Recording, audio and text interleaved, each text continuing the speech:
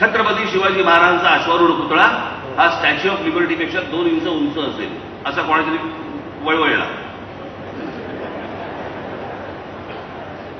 ज्याने स्वतः statue of लिबर्टीही पाहिलं नाही, ज्याला शिल्पकलाही माहीत नाही, कसे पुतळे उभे करतात, काय असतं त्याचं काही गणित माहिती नाही, फक्त नुसतं ओरडायचं, बोंबलायचं आणि हे बोंबलून जेवढी हातात पदार्थ मतं पाडता येतील तेवढी पाडायची. आमच्या शिवछत्रपतींचा पुतळा हा जर स्टॅच्यू ऑफ लिबर्टी पाहिलंय, स्टॅच्यू ऑफ लिबर्टीपेक्षा जर समजा तो 2 इंच वरती करायचा असेल, म्हणजे महाराजांचा समजा जिरटो हा जर समजा 2 इंच वरती करायचा असेल, अश्वारूढ पुतळा घोडा केवढा झाला, कोण शिल्पकार बांधणार आहेत? आणि ती जर जमीन समजा तुम्हाला समुद्रात बांधायचा असेल तो पुतळा, तर त्याच्यासाठी ती जमीन ज्याला आपण रेक्लेम करणं म्हणतो ना आपण, तिथे भराव टाकणं,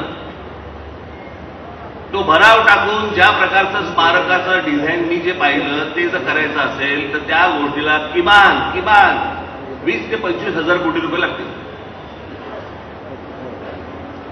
त्या 20 ते 25 हजार कोटी रुपयांमध्ये महाराजांचे जेवढे गडकिल्ले आहेत ते किती चांगले होऊ शकतात मला जरा सांगा. भविष्यातल्या आपल्या येणाऱ्या पिढ्यांना आपण पुतळे दाखवायचे आहेत का महाराजांचा इतिहास दाखवायचा आहे? पण आम्हाला ते देणं घेणंच नाही ना त्या गोष्टींशी. निवडणुकीच्या तोंडावरती येऊन वारेमाप काहीतरी वाटेल ती गोष्ट बोलायची, निघून जायचं. तुम्ही मतदान करून मोकळे होता, झालं 5 वर्षांचं, 5 वर्ष तर गेली. आताही येतील तुमच्याकडे. मग असे आपले कोण गृहस्थ आपले आपण ह्यांना मी सांगितलं होतं, म्हटलं मला पहिलं तपासू देत, होऊ शकते की नाही होऊ शकतं. आणि मग त्याच्यातनं मी त्यांना सांगितलं की ह्या सगळ्या गोष्टी घडू शकतात, या सगळ्या गोष्टी होऊ शकतात. पण ही गोष्ट करत असताना तुम्ही ठाम राहणं खूप आवश्यक आहे. मगाशी अनेक जण बोलले संदीप सारखा आमचा हिरा, खरंच हिरा येतो.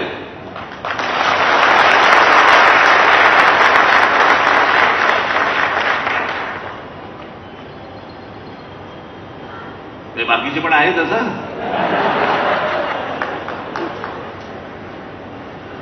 पण संदीप हा अत्यंत राजकीय दृष्ट्या किंवा या संपूर्ण भागाच्या बद्दल अत्यंत जागृत असलेला मुलगा आहे तो.